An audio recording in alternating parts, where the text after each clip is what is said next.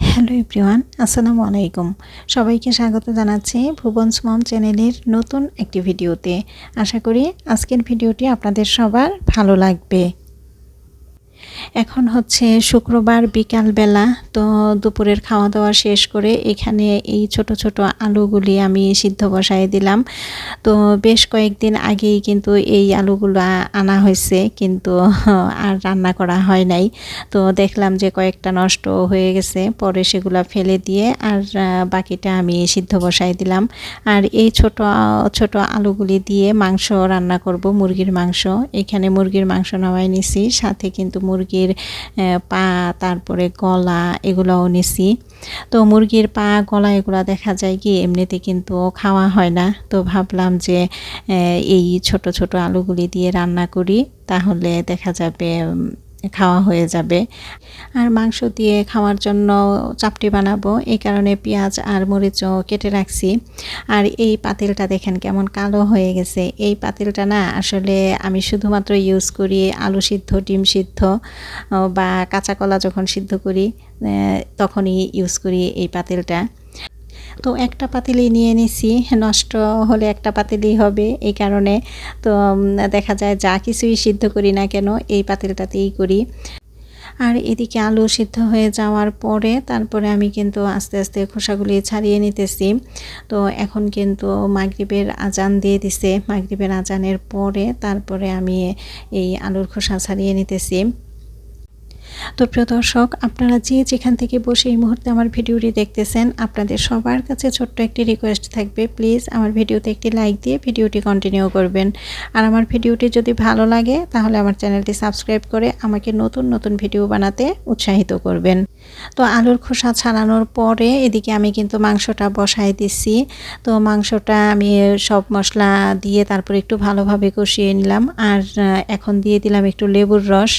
লেবুর রসটা দিলে হবে কি মাংসটা কিন্তু খুলে যাবে না, যেহেতু এটা ব্রয়লার মুরগি। তো ব্রয়লার মুরগিতে কিন্তু একটা এক্সট্রা স্মেল থাকে, সেটাও থাকবে না, আর মাংসটাও কিন্তু খুলে যাবে না।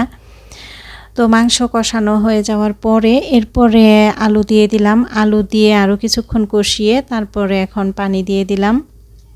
আর অল্প করেই পানি দিব, কারণ এই মাংসটা যেহেতু চাপটির সাথে খাওয়া হবে, তো এই কারণে একটু ভুনা ভুনাই রান্না করব। তো রুটি বা পরোটার সাথে খেলে কিন্তু মাংসটা দেখা যায় একটু ভুনা ভুনা হলেই ভালো লাগে। তো মাংস এদিকে হইতে থাকুক, আর এইদিকে আমি চাপটি বানানোর জন্য গোলাটা রেডি করে নিব। তো চাপটির জন্য এখানে পেঁয়াজ আর মরিচ একটু লবণ দিয়ে তারপরে ভালোভাবে একটু নরম করে নিলাম। আর এখন চালের গুঁড়ি দিয়ে দিলাম। তো চালের গুঁড়ি দিয়ে তারপরে অল্প অল্প করে পানি দিয়ে ভালোভাবে আমি গোলাটা রেডি করে নিব। তো চাপটি বানানোর জন্য আগেই রেডি করে রাখলাম গোলাটা, কারণ কিছুক্ষণ আগে গোলায় রাখলে চাপটিটা কিন্তু অনেক বেশি ভালো হবে। তো এই কারণে আগেই গোলায় রাখলাম। তো এখন ঢেকে রেখে দেই। আর এদিকে মাংসটাও কিন্তু হয়ে আসছে। তো এখন কাঁচামরিচ দিয়ে দিলাম, আর এখন দিয়ে দিব টমেটো সস। টমেটো সস দেওয়ার পরে এখন দিয়ে দিব পেঁয়াজ বেরেস্তা। আর এই পেঁয়াজ বেরেস্তাটা দিলে কিন্তু মাংসটা অনেক বেশি টেস্টি হবে। আর এখন দিয়ে দিব আমার ঘরে বানানো মাংসের যেই মশলাটা সেটা। তো মাংসটা কিন্তু হয়ে গেছে, এখন কিছুক্ষণ নাড়াচাড়া করে এরপরে নামিয়ে ফেলবো। তো এই যে আমার কিন্তু রান্নাটা কমপ্লিট। মাশাআল্লাহ, কালারটা কিন্তু অনেক বেশি সুন্দর লাগতেছে। তো মাংসটা রান্না শেষ, এখন আস্তে আস্তে আমি চাপটি বানিয়ে নিব। চাপটি বানানোর জন্য এখানে আমার যে ছোট্ট লোহার কড়াইটা আছে সেটাই নিলাম, কারণ এটাতেই চাপটি অনেক বেশি ভালো হয়, তাই ভাবলাম যে এইটাতেই বানাই।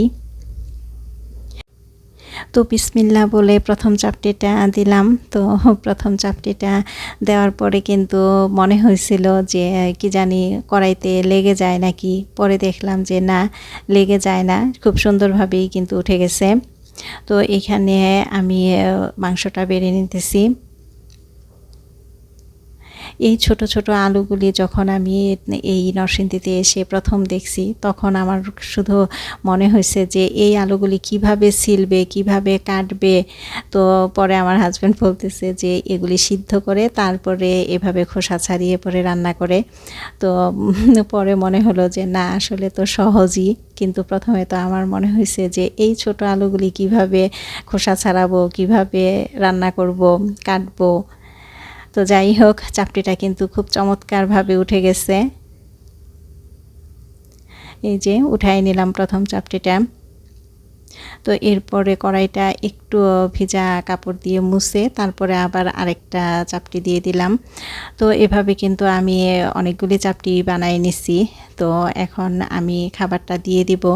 তো প্রচণ্ড গরম, এই গরমের মধ্যে টেবিলে কেউ বসে খেতে চাইছিল না, এই কারণে এই রুমে এইখানে এক্সট্রা একটা কাপড় বিছিয়ে তারপরে খাবারটা দিয়ে দিলাম। তো খাবারটা দেওয়ার পরে তো এরা বাবা ছেলে ভীষণ খুশি, কারণ এটা কিন্তু একটা ভীষণ মজার একটা খাবার। তো চাপটি দিয়ে মাংস বা ভর্তা দুইটাই ভালো লাগে, তবে মাংসটা দিয়ে কিন্তু একটু বেশি ভালো লাগে। তো এরা খেয়ে নিতেছে, আর আমি কিন্তু আরও কয়েকটা গরম গরম বানিয়ে নিয়ে আসছি। এরপরে সবাই মিলে একসাথে বসে তারপরে আমরা খেয়ে নিছি। আর আসলে সবাই মিলে যে কোনো খাবারই একসাথে বসে খেলে কিন্তু সেই খাবারের টেস্টটাও অনেকটাই বেড়ে যায়, আমার কাছে এটাই মনে হয়। আর এখন হচ্ছে পরদিন সকালবেলা, মানে শনিবার সকালবেলা।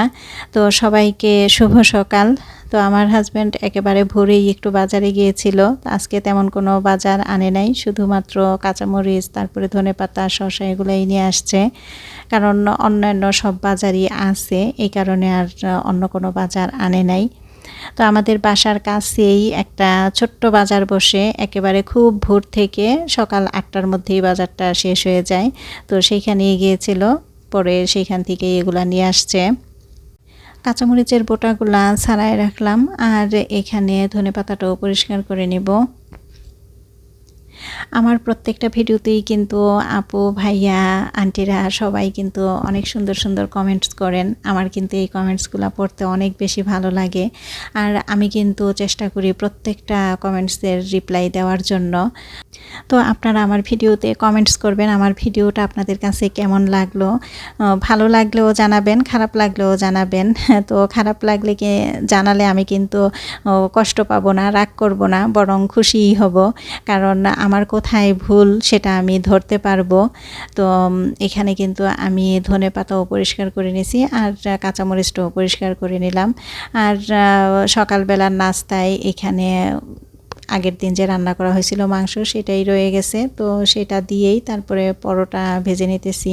আর পরোটা কিন্তু তেল ছাড়া ভাজতেছি, ছেলের জন্য শুধু একটা পরোটা আমি তেল দিয়ে ভাজবো, আর বাকি পরোটাগুলি কিন্তু আমি তেল ছাড়াই ভেজে নিলাম।